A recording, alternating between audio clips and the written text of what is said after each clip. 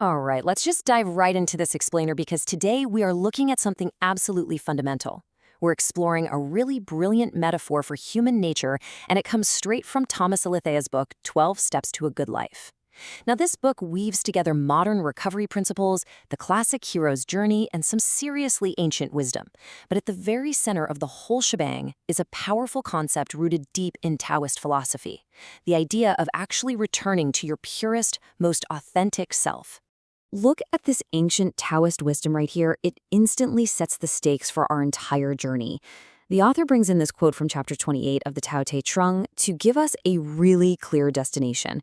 It tells us we aren't actually trying to build ourselves up into something brand new or, hack our way to a better personality. Instead, we're trying to return to something we've already lost.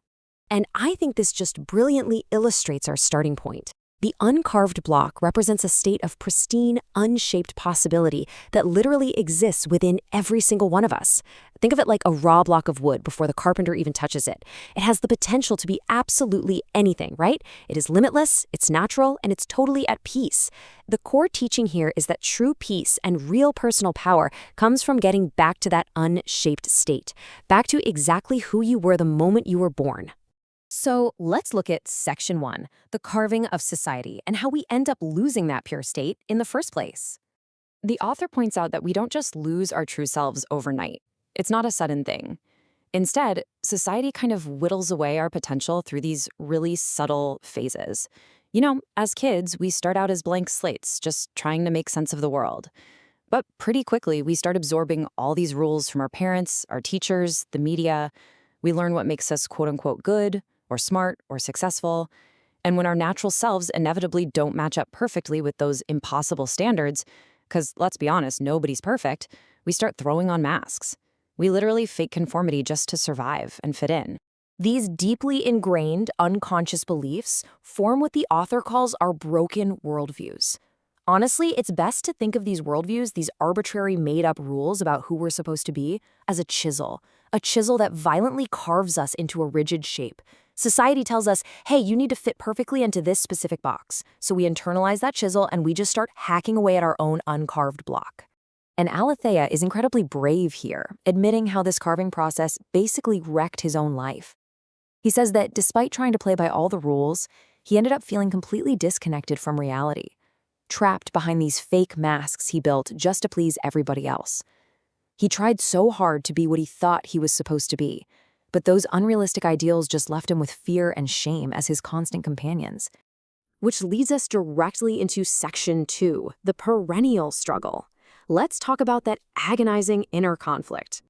When we put these two states side by side, it's pretty wild to see the tragedy of becoming a rigid tool rather than staying a vessel of infinite possibility. The Tao Te Ching talks about a block of wood being carved into utensils. And sure, a utensil is useful for one highly specific thing, but the trade-off is it's completely lost its limitless potential. When we let ourselves become these carved utensils, we end up suffocating in these tiny, rigid boxes. But the uncarved block, that retains its beautiful adaptability and profound peace. And we all face this, right? This deep, exhausting inner conflict is what Aletheia calls the perennial struggle. It's that inescapable, lifelong tug-of-war between who we actually are deep down and the carved, conditioned masks society expects us to wear. And here's the kicker. The author warns that this tension isn't something you can just cure or permanently delete. It is a fundamental part of the human experience. So the question isn't how to magically get rid of it, but how to actually understand it and work with it. So what happens when the illusion of control finally shatters? Seriously, pause for a second and think about that.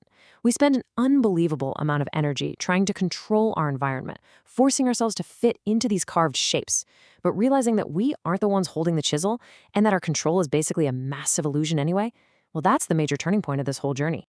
Okay, moving right along to Section 3, embracing unmanageability. This is where we shatter that illusion once and for all. As a really striking reminder of our limits, the author quotes NASA. Get this, scientists openly admit that a staggering 95% of the universe is completely unknown to us. 95%. It's all dark matter and dark energy that we can't even perceive. That really puts things into perspective, doesn't it? It brilliantly shows just how little control we actually have. I mean, if we don't even know what almost the entire universe is made of, How on earth can we pretend to be in total control of our daily lives? Which brings us right to step one, admitting that life is unmanageable. Now, a lot of people hear that and think it sounds like giving up. But embracing unmanageability absolutely isn't a form of defeat. Actually, scratch that. It's the exact opposite. It's an act of profound courage. It takes serious guts to soften our rigid expectations, stop constantly fighting reality, and finally open ourselves up to real spiritual growth. You just drop the heavy illusion of control and start living in the world as it actually is. All right, section 4, the path of uncarving. Let's talk about the practical toolkit for reclaiming that wholeness. There's this ancient paradox from the Tao Te Ching that is absolutely vital here. If you want to become whole, first let yourself become broken. You literally have to be willing to shatter that rigid, carved tool you've turned into so you can return to your natural state.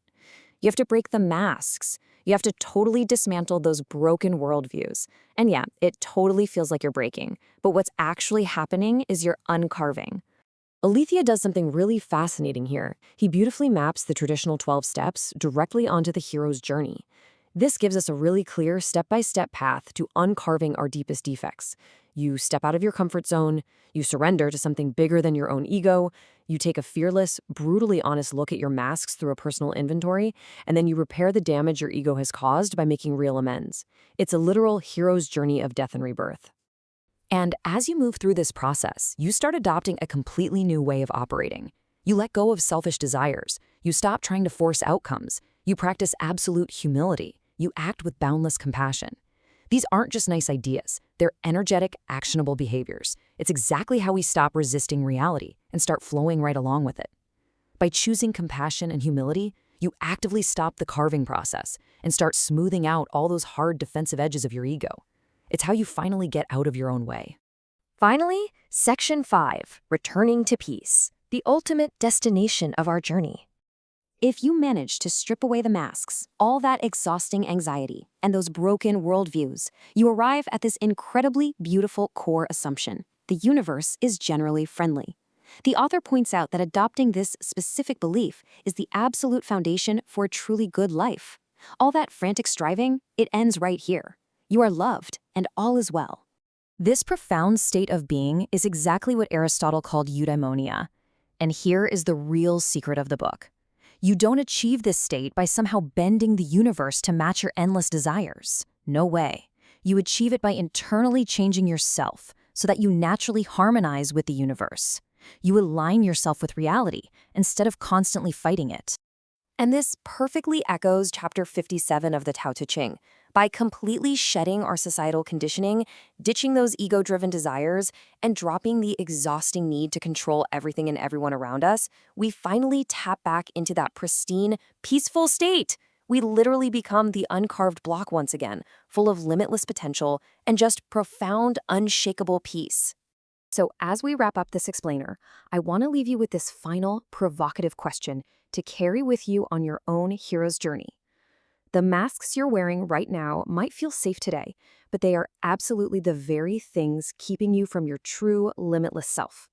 So, what conditioning are you finally ready to shed? Thank you so much for joining me for this explainer, and I will catch you in the next one.